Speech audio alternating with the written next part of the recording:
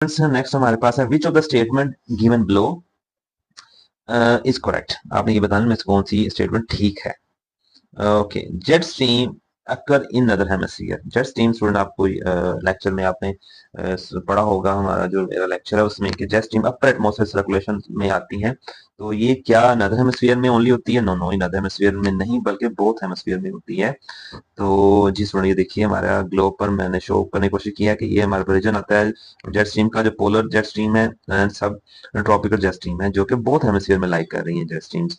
तो ये तो रॉन्ग है, ये नहीं है correct. Correct, only some cyclone develop an eye. कुछ साइक्लोन है जो इनमें आई होता है। स्टूडेंट अगर हम साइक्लोन को देखते हैं तो साइक्लोन के डिफरेंट हमने पढ़े हुए हैं, डिफरेंट उसके हिस्से होते हैं, आई होता है, फ्रंट होता है, बैक साइड होती है। तो कुछ साइक्लोन के जो है वो आई डेवलप होती है, जैसे ही है जो वेल डेवलप साइक्लोन होते हैं उनमें बिल्कुल आई बनती है और उसका बहुत रोल होता है। साइक्लोन की थ्रू जो पाथ होता है जिन एरिया में हो जाता है, तो जरूरी नहीं है कि सभी साइक्लोन की आई हो। तो ये ऑप्शन तो है ठीक। Third option, temperature inside the I of the cyclone is near 10 centigrade lesser than that of the surrounding. Student हम जानते हैं कि साइक्लोन क्या होते हैं। Cyclone basically low pressure areas होते हैं। तो लो प्रेशर एरिया जो है हमारे पास वो ऐसे एरियाज होते हैं जहां मतलब एयर जो होती है बेसिकली वहां से सराउंडिंग एरिया से टुवर्ड्स सेंट्रल लो एरिया की तरफ आती है। तो जब एयर वहां पर आती है तो वो क्या करती है कि वहां पर एयर एयर का सब्सिडेंस होती है, एयर सबसाइड करती है, नीचे की तरफ आती है। ठीक है, तो जब एयर नीचे की तरफ आती है तो वो हमारे पास जो टेम्परेचर है वो उसको इंक्रीज करती है। तो इसलिए इसका जो टेम्परेचर है ये लेसर नहीं होना चाहिए था, कम नहीं होना चाहिए था। तो इसलिए हमारे पास ऑप्शन जो 3 है ये करेक्ट नहीं है। तो अगर हम देखें हमारे पास कौन सी ऑप्शन बच रही है, ओनली 2। तो 2 ऑप्शन जो है that is some cyclone develop and eye, तो ये ऑप्शन 2 इज करेक्ट। बाकी जो 1 एंड 3 इज रॉन्ग ऑप्शन है हमारे पास। जी देखिए स्टूडेंट्स, ये हमारे डायग्राम में जिस तरह से एयर हमारे पास सबसाइडिंग आ रही हो रही है, तो आई जो है वो जरूर होती है, लेकिन सब साइक्लोन में आई जो है वो डेवलप नहीं होती है। जी स्टूडेंट, नेक्स्ट क्वेश्चन है in context of climate what is the full form of ITCG. तो students, intra tropic conservation zone, inter tropic convergence zone, international temperate communication zone, none of this. Students ये बहुत simple सा question है।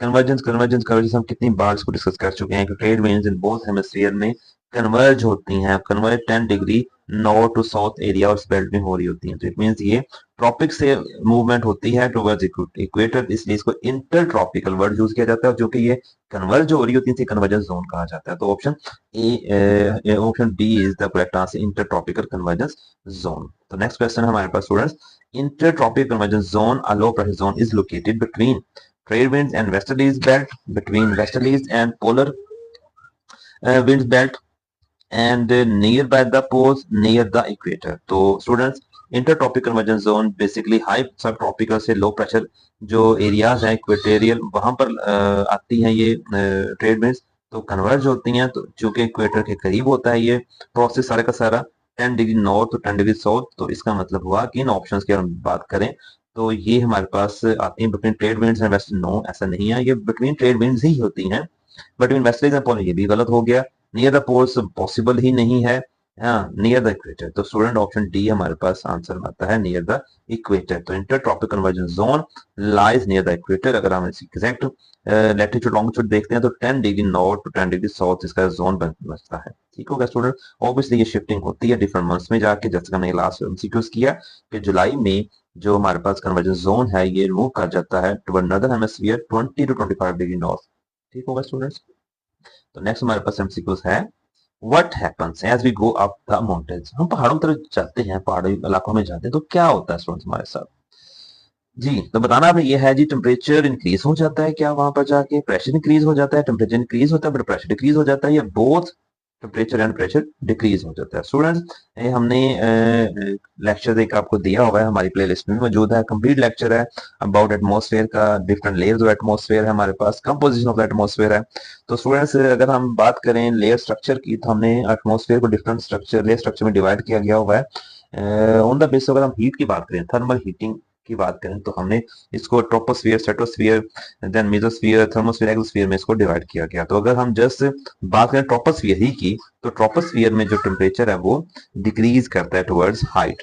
हम अगर move करते हैं altitude की तरफ, यानी बुलंदी तरफ मूव करते हैं, पहाड़ी इलाकों में मूव करते हैं जो कि समंदर के सतह से काफी ऊंचाई पर होते हैं, तो जो टेम्परेचर है वो डिक्रीज करता है। तो ये तो क्लियर हो गया कि हमारे पास टेम्परेचर डिक्रीज होना है। अच्छा, अब हम बात करते हैं प्रेशर की। तो प्रेशर में जो आती है वैल्यूज, तो प्रेशर बेसिकली हमारे पास एयर मालिक्यूल्स का वेट होता है, और ये एयर मालिक्यूल जो है नियर द सर्फेस बहुत ज्यादा होते हैं। जैसे हम सर्फेस से दूर जाते जाते हैं वैसे वैसे इन एयर मालिक्यूल्स की तादाद कम हो जाती है। तो जब तादाद कम होती है तो इसका मतलब यह है कि उनका जो वेट है वो भी कम होगा, और वेट कम होने से वो फोर्स भी कम हो जाएगी। तो माउंटेन्स की तरफ जाते हुए एयर प्रेशर भी डिक्रीज हो जाता है। तो जब हम मूव करते हैं टुवर्ड्स माउंटेनस एरिया में तो एयर प्रेशर भी डिक्रीज करता है। तो अब हम ऑप्शन तरफ देखते हैं कि temperature increase, no pressure increase, no temperature increase, no both temperature and pressure decrease. तो option D is the correct answer, temperature and pressure is decreases. तो नेक्स्ट हम इसकी तरफ मूव करते हैं स्टूडेंट। नेक्स्ट हम what is the normal air pressure at sea level. तो normal air pressure at sea level क्या है, हमने जो फर्स्ट एमसीक्यूज किया था मिली बार में, तो वहां हमने डिस्कस किया था कि जो हमारा एयर प्रेशर है वो नॉर्मली जो है सी लेवल पे लिया जाता है, 1 एटमॉस्फेयर लिया जाता है, या उसको हम 29.92 इंच ऑफ मरकरी ले लेते हैं, या उसको 14.7 पाउंड्स पर स्क्वायर इंच ले लेते हैं, या हम उसको 1013.25 मिली बार ले लेते हैं। तो स्टूडेंट यह हमारे पास जो आंसर आ रहा है विच इज कॉल्ड 1013.25 मिली बार। तो ये standard air pressure at sea level है। तो जैसे ओब्वियसली हम टुवर्ड्स हाइट मूव करेंगे ये डिक्रीज ही करेगा। ठीक होगा स्टूडेंट। हम बात कर चुके हैं the instrument which is used to measure the air pressure is called a barometer, and barometer हम मर्की बैरोमीटर भी कहते हैं उसको, एंड्रॉइड बैरोमीटर भी यूज किया जाता है। तो स्टूडेंट नेक्स्ट मूव करते हैं। जी जी, the highest pressure ever reach on the earth, कितना मैक्सिमम सरफेस के ऊपर टेम्परेचर अभी तक मेजर किया गया हुआ है।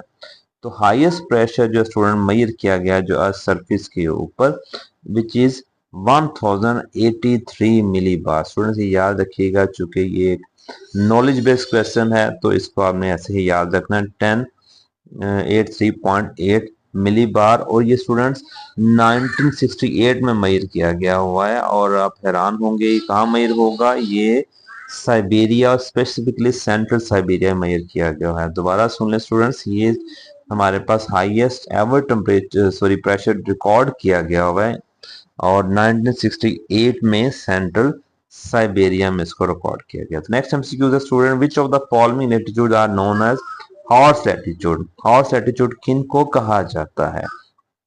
75 to 90 degree north south, 25 35 degree north south, 45 to 60 degree north south, or 0 to 25 degree and south of the equator.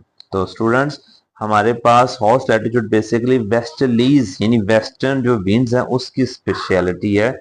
जैसे डोलड्रम्स हमने ट्रेड विंड्स की सिग्निफिकेंस में पढ़ा है, इसी तरह जो हॉर्स लैटिट्यूड है ये वेस्टर्न विंड या वेस्टर्लीज की सिग्निफिकेंस में आता है। तो स्टूडेंट्स आपको तो पता ही है कि जो वेस्टर्न विंड्स हैं वो बेसिकली सब ट्रॉपिकल हाई टू सब और लो प्रेशर बेल्ट की तरफ मूव करती हैं। तो अगर हम इन्हीं रीजन को लैटिट्यूड पे देखते हैं तो ये हमारे पास रीजन बचता है 25 to 35 degree north and south.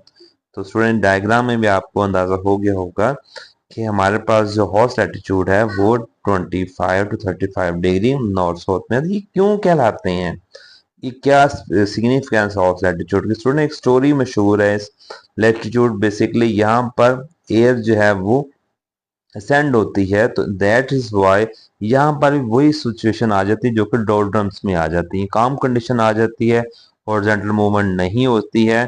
तो एक स्टोरी इसमें मशहूर है, वो ये है कि इन एरियाज में जब शिप जो थे वो मूव कर रहे थे तो उन्होंने अपना जो सामान है, चूंकि हवा नहीं चल रही तो एयर ने विंड ने तो इनको हेल्प नहीं किया मूवमेंट करने के लिए, तो उन्होंने कुछ अपना जो लोड था शिप के ऊपर उसको कम किया, या कह सकते हैं घोड़ों को गिराया उन समुंदर में, ताकि वो लाइट वेट हो सके और वो मूवमेंट करवाया जा सके।